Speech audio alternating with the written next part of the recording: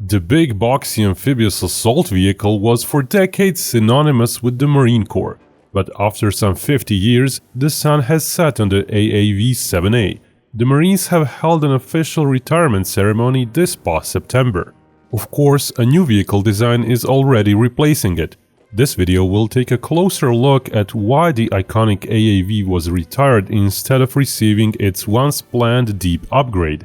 It will also explore the new vehicle, and it will explain why it took the shape as it did, without many of the bells and whistles earlier replacement ideas had envisioned. In a way, this is also a video on how have the Marines changed and how do they plan to contest enemy shores in the future.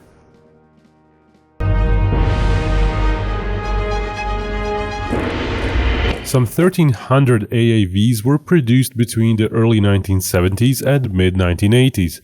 They were the main weapon the Marines used to disembark onto contested beaches. Hovercraft and small landing craft exist too, but they are more vulnerable and more suited for landings outside enemy's fire range. Ideally, AAVs would also be used that way, but they had the advantage of providing fire while still at sea, and complicating the defender's job by presenting many smaller armor targets instead of a few large fragile ones. By today's standards, the AAV is far from modern, even with limited upgrades. The last upgrade came in 2021 when some hulls received remotely operated weapon stations. These allowed mounting machine guns or grenade launchers, but more importantly added sensors such as thermal cameras and laser rangefinders, features the old AAVs lacked, but those were band-aid upgrades, as the retirement was already near. The most famous failed replacement attempt was the Expeditionary Fighting Vehicle, a huge, ambitious vehicle meant to be 3 times faster in water, better armored, and better armed. Developed at a glacial pace through the 1990s and 2000s, it was cancelled in 2011 due to lackluster performance and budget issues. Immediately afterward, the amphibious combat vehicle program began. It aimed for a simpler, less risky design, based on ready available vehicles. The Marines consulted various manufacturers until 2015, when 2 designs were shortlisted, the Italian Iveco Super AV and the Singaporean Terex. Iveco's design won in 2019, with BAE Systems managing the project. As often happens, smaller foreign designs benefit from working with major defense firms. Over 1,100 ACVs of various subvariants were planned. Interestingly, even back in the 2010s, the Marines knew the AAV-7 as it was would not suffice. They sought a quick but capable interim upgrade while waiting for the full ACV fleet to arrive, a process expected to last well into the 2030s. After various requirement refinements, SAIC won the 2015 contract to develop the so-called survivability upgrade.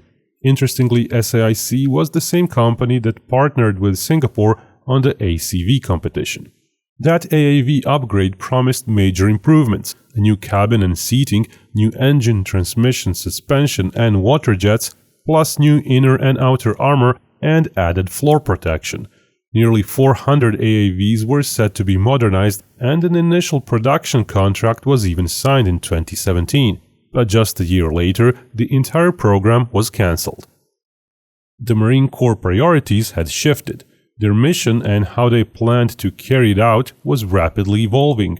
In 2022, another change came. The planned 1,100 ACVs, once meant to replace AAVs 1-for-1, were cut to just 632. The official explanation was a reduction in infantry and assault amphibian units. Yet it's telling that the focus on air assault remains steady, with nearly the same number of helicopters and troop capacity. During the last several years, the Marines have undergone a dramatic transformation. They eliminated tanks entirely, expanded long-range firepower like HIMARS, replacing much of their shorter-range artillery. They have also begun fielding a variety of new guided missile systems. Essentially, the Marines' 2030 force design document calls for a shift away from being a mini-army toward a more agile force, one able to insert light units quickly, relocate rapidly, and deliver long-range fire support to US forces. In many ways, the Marines are being restructured to operate across the islands of the East and South China Seas in a defensive role, protecting territory and containing China's movements along the first island chain. Their new mission focuses less on massive beach assaults and more on flexibility, mobility, and of course, cost efficiency. It's then no surprise the replacement vehicle, the ACV, turned out the way it did, a small step forward. By September 2025, the 300th ACV was delivered to the Marines, with probably dozens more produced and awaiting testing. That suggests AAV numbers began dropping even before the official retirement ceremony, and despite that official sundown ceremony, there are likely some AAVs still operating during this transition period. The current plan calls for 632 ACVs, about 60% of which are the armored personnel carrier variant, the closest equivalent to the AAV, sharing its role and similar armament, 40mm grenade launcher or a 50 cal machine gun in a remotely controlled turret. The AAV carried both simultaneously in a manned turret, though a dual remote weapon option may come later for the ACV. Another version, the ACV-30, is an infantry fighting vehicle with a 30mm cannon, trading some troop space for added firepower, a capability the AAV formations never had. Command and recovery variants also exist or are planned, mirroring the AAV's structure with leadership and recovery vehicles in each unit. The main ACV troop carrier may look smaller than the AAV because AAV was basically a big box, but it's actually longer, slightly heavier, though a bit narrower. It carries a crew of 3 and 13 fully equipped Marines, the same load the upgraded AAV design once targeted. Originally, AAVs had simple benches and officially carried 21 troops plus 3 crew members, but as infantry gear loads grew, numbers in practice dropped to 13 or 14 troops. That's why the cancelled survivability upgrade added individual seating for 13 or 14, and why the ACV mirrors that layout. The ACV has a more powerful engine and uses propellers instead of water jets.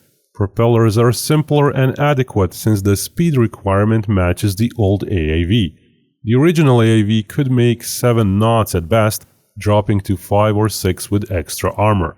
The ACV restores that to about 6 or 7 knots, still far short of the over 20-knot goal of the ill-fated EFV, which was meant to swim 75 miles from ship to shore. Those ambitious targets disappeared with the ACV program, favoring a practical, reliable design over speed and range. The Marines chose a proven design and affordable technology because they didn't need more. ACV's range in water is somewhat unclear. The original Italian Iveco version claims sometimes mention water range of up to 40 miles, but BAE specs list 12 miles in water followed by 250 miles on land. That might mean the land range can be traded in for more water range. A quick digression, in the mid-2000s China developed the Type 5 family of amphibious vehicles, including a light tank variant. At 9 meters long and about 26 tons, it sacrifices armor for speed, reportedly planning on water surface at 15 to 20 knots, depending on sources. But China's needs differ, so let's return to the ACV. To compare armor, the AAV's major upgrade came with the enhanced applique armor, which could stop 14.5mm gun rounds. The ACV's exact protection isn't public, but it's likely better armored by design, and it does include mine protection the AAV lacked. When the cancelled survivability upgrade was planned for the AAV, the Marines had hoped to improve armor further. Those goals likely carried over to the ACV. With a stronger engine, it should support beefier add-on armor modules, maybe even able to resist 25mm gunfire from some directions, though that's speculation. Unlike the tracked AAV, the ACV is wheeled. Marines would have likely preferred tracks, but all mature designs offered were wheeled. In theory, wheels are more prone to bogging down on soft terrain like beaches, but modern 8x8 wheel systems counter this with per-wheel power management and adaptive tire pressure and self-inflation. So, will lack of speed be a problem? The Marines aren't sure. The cancelled EFV aimed for over 20 knots decades ago, and even 10 years back there was talk of a Phase 2 ACV that might reach 15 knots. That called for a brand new bespoke design vehicle. But Marine Corps documents made clear that speed shouldn't come at the cost of armor or firepower. A decade later, with priorities shifting and numbers cut, that Phase 2 appears shelved. After all, the Marines don't intend to land on heavily contested beaches anymore. Maybe the idea is that air-powered drones and missile strike of the future can clear the beaches and the enemy in the vicinity to such an extent that even ACV-type vehicles are enough. So why have the Marines retired the AAV? Because it was 50 years old. While vehicles can be refurbished to zero-hour status, new designs simply offer better efficiency and capability.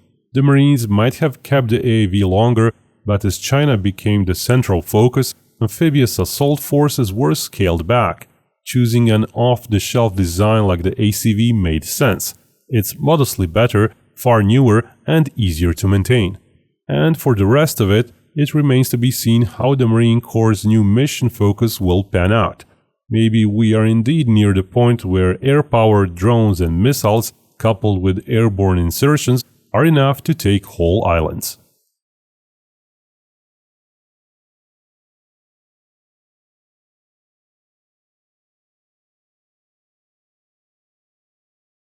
And remember, Binkov may talk about war, but only real peace can bring us all together.